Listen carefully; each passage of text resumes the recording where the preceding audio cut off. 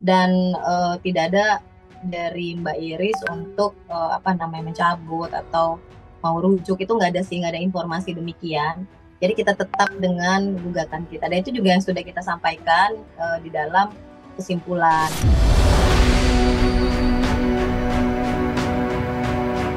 Tapi kalau misalkan saya bisa menilai dari kacamata saya, mungkin Mbak Amar sudah ikhlas, sudah pasrah.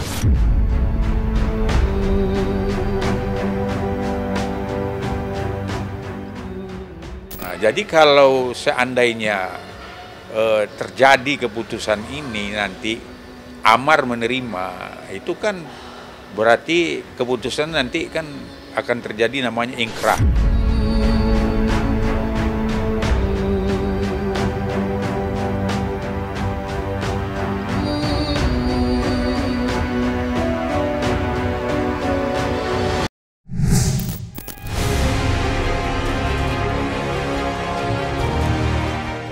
Gonjang-ganjing keretakan rumah tangga selebriti Amar Zoni dan Irish Bella tak henti-hentinya menjadi buah bibir pembicaraan masyarakat luas.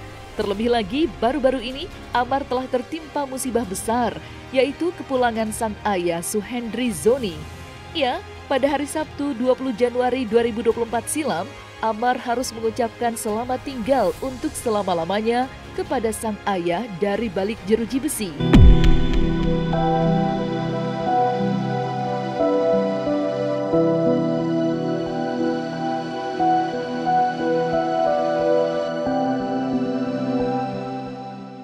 Namun, walaupun pernikahannya ibarat berada di ujung tanduk, Irish Bella tetap hadir dan ikut menguburkan sang ayah mertua. Sayangnya, kedatangan Irish bukanlah sebuah pertanda bahwa keduanya akan segera rujuk. Buktinya, ibu dua anak itu belum juga mencabut gugatan cerainya kepada Amar. Dan pada hari Kamis 25 Januari 2024 kemarin, sidang perceraian keduanya kembali digelar di Pengadilan Agama Depok. Diselenggarakan secara e-court dengan beragendakan kesimpulan. Kuasa hukum dari Amar dan Irish pun telah menyerahkan dokumen berisi dalil-dalil kesimpulan masing-masing pihak. Lantas benarkah berlanjutnya proses cerai ini merupakan sebuah tanda bahwa Amar tak lagi berat untuk melepas Irish Bella dari pelukannya dan telah siap mengarungi hidup seorang diri? Serta apa pula pokok penting dalam kesimpulan masing-masing pihak?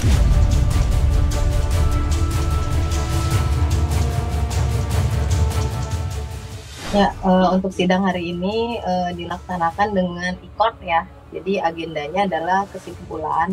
Jadi masing-masing pihak, baik penggugat maupun tergugat, menyampaikan kesimpulannya melalui e-court dan tidak bisa saling untuk membaca kesimpulan. Jadi memang kesimpulan itu memang secara sepihak aja diberikan dari masing-masing pihak untuk majelis hakim gitu. Jadi isinya rangkaian persidangan dari awal sampai akhir gitu kan. Jadi apa yang ada dalam persidangan itu dicatat dalam kesimpulan secara tertulis gitu kira-kira.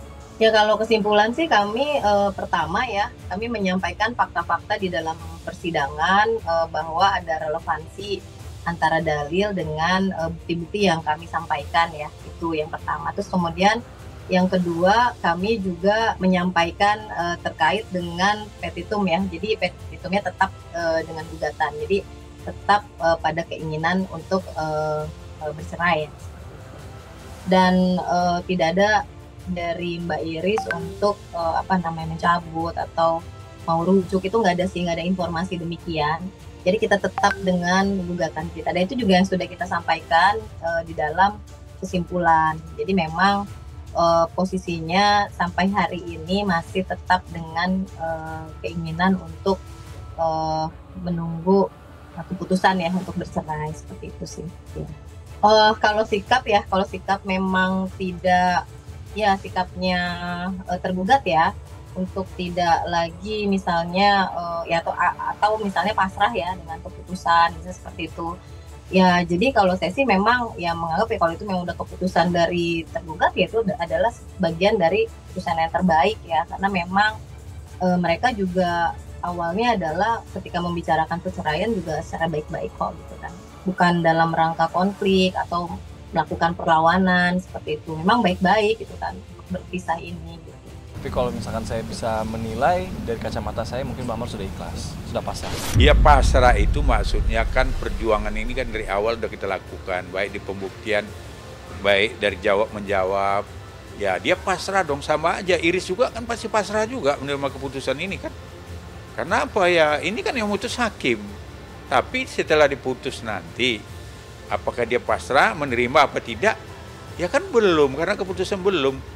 Jadi kata bahasa pasrah itu bukan dia ibarat tidak akan melakukan upaya hukum.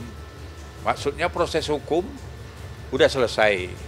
Nah, sekarang kita pasrahkan kepada hakim apa keputusan nanti yang akan dihasilkan. Jadi maksudnya bukan dia itu tidak ngotot. Karena kan kita ini baru proses kesimpulan. Ngotot dan tidak ngototnya kita lihat pada waktu keputusan. Ya kami kan kalau dari segi hukum, ya kan dari alat bukti yang kami hadirkan, kita kan sama peluangnya dengan penggugat.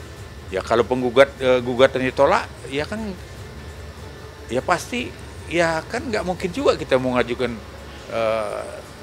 aksi hukum lagi. Dan kemudian manakala memang keputusannya tidak sesuai dengan harapan Amar, nah tentu ya sebagai PH kita kan akan pelajarin, habis itu kita laporkan ke Amar. Kemudian upaya hukum selanjutnya tentu kita beritahukan. Kalau Amar tidak menerima, ya berarti ada upaya hukum banding.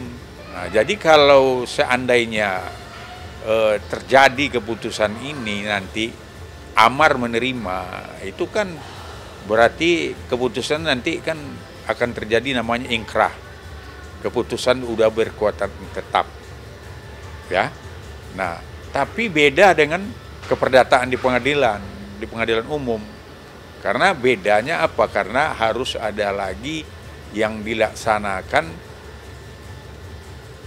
pembacaan ikrar talak dari suami. Ya, kalau ini kan cerai gugat ya. Jadi ini bukan permohonan talak dari pihak suami, tetapi ini adalah cerai gugat yang diajukan oleh pihak istri. Maka tidak ada agenda untuk pembacaan ikrar talak. Biasanya kalau di pengadilan itu untuk pembacaan ikrar talak apabila diajukan permohonan talak oleh pihak suami ya sebagai pemohon.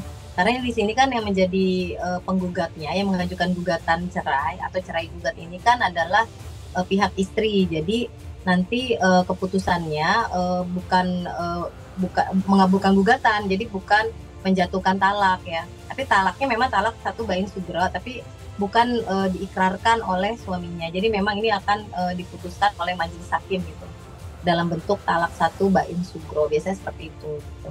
Mudah-mudahan lah putusan apa ini yang cerai. Oh ya, mudah-mudahan itu yang terbaik, ya kan? Kalau di sini saya sebagai adik sih mendukung aja, mensupport apapun keputusannya. Kalau memang yang sudah keluar ya itu yang terbaik.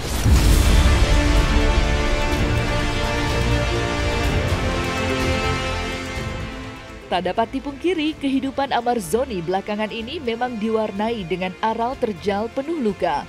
Belum sempat mendapatkan kepastian hukum atas dugaan penyalahgunaan narkoba yang kini menjeratnya, Amar juga harus menerima kenyataan pahit usai sang ayah menghembuskan nafas terakhirnya. Mirisnya lagi, di masa berkabung sarat air mata tersebut, Amar Zoni terpaksa membagi pikirannya untuk memenangkan kembali hati sang istri yang telah melayangkan gugatan cerai menjelang akhir tahun 2023 silam. Hingga detik ini, Amar pun masih mati-matian dalam menyelamatkan pernikahan yang kini berada di momen genting dengan upaya merombak ulang kehidupannya. Lantas, apa langkah yang akan diambil Amar untuk merealisasikan hal tersebut? Dan benarkah momen titik balik kehidupan Amar dimulai dari sebuah sumpah yang dituturkannya secara lantang di samping mendiang sang ayah?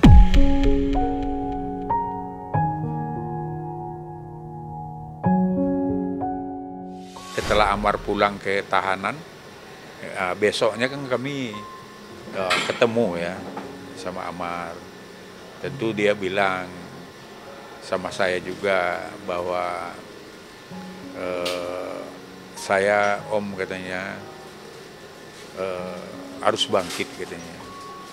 Kemudian saya udah bersumpah di depan mayat almarhum ayah saya katanya kan, bapaknya untuk tidak akan menyentuh narkoba lagi katanya. Karena dia sangat menyesal, dia tidak bisa mendampingi bapaknya saat sakratul maut ya. Kemudian dia tidak bisa mendampingi pada waktu pemakaman, ikut pemakaman, mengajankan, cuma bisanya kan cuma melalui video call. Ya itu benar-benar memang penyesalannya Bang Amar ya. Karena yang saya tadi bilang itu adalah Bang Amar datang ke Bapak, ngelihat Bapak dengan kondisi yang buruk gitu loh. Jadi Bang Amar minta maafnya dan akhirnya dia sujud memang di samping mayat Bapak. Iya, janjinya itu karena menjadi pribadi yang lebih baik lagi. Bang Amar sangat menyesal dengan apa yang dia lakukan, dan itu ya sebuah inilah, mudah-mudahan lah kita doain itu menjadi menjadi pengingat untuk Bang Amar, reminder untuk Bang Amar supaya jauh-jauh sama obat-obatan terlarang seperti itu. Keputusan saya untuk berpisah dengan Bang Amar itu tidak hanya didasari oleh kasus yang menimpa Bang Amar belakangan ini yang kita semua ketahui. Tapi ada beberapa alasan pribadi lainnya yang tidak mungkin saya share ke ruang publik. Tapi ada beberapa alasan pribadi lainnya yang tidak mungkin saya share ke ruang publik.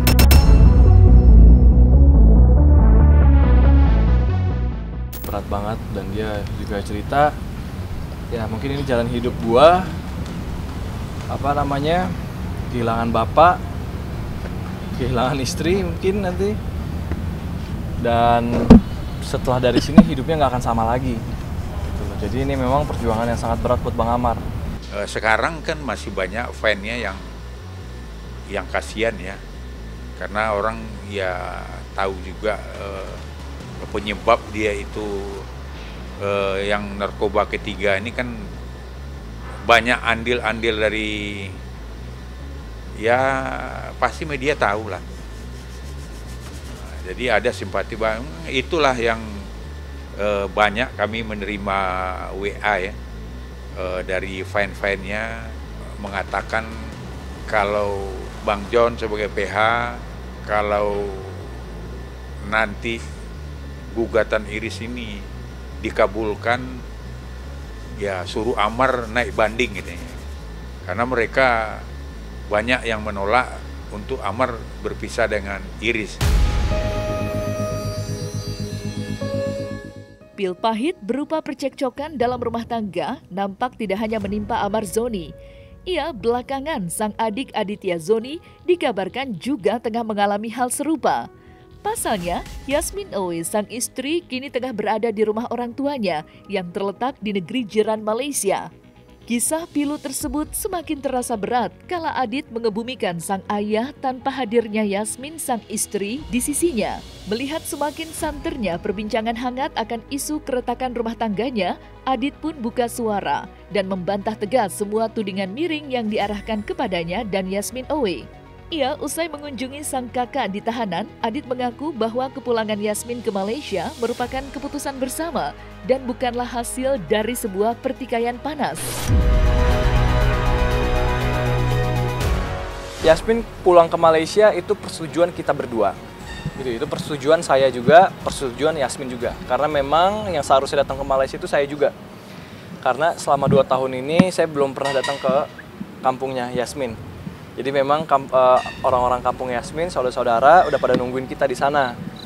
Belum ketemu Zen juga kan.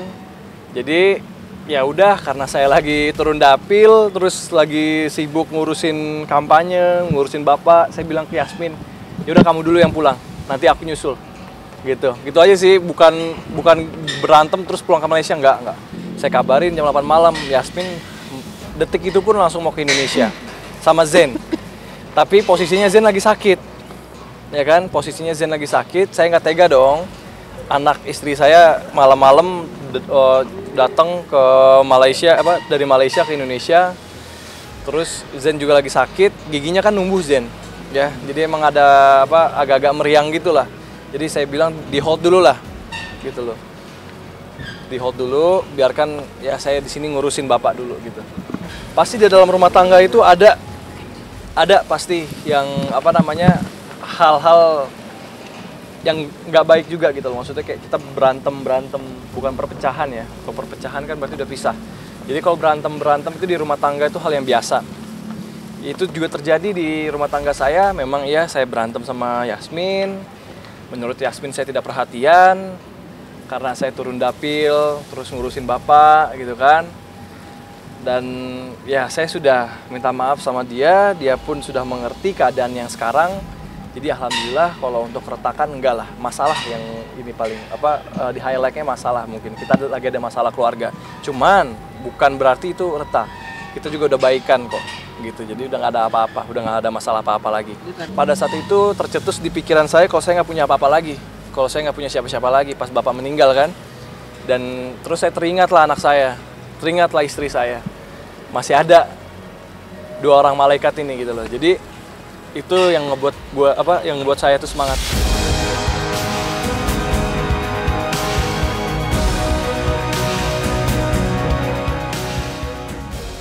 Nah, selesai sudah Cumi Lovers, saksikan terus Cumi Camp In Depth, kabar lengkap, mendalam, dan akurat dari narasumber terpercaya. Dan jangan lupa untuk like, subscribe, dan juga share channel YouTube Cumi Cumi.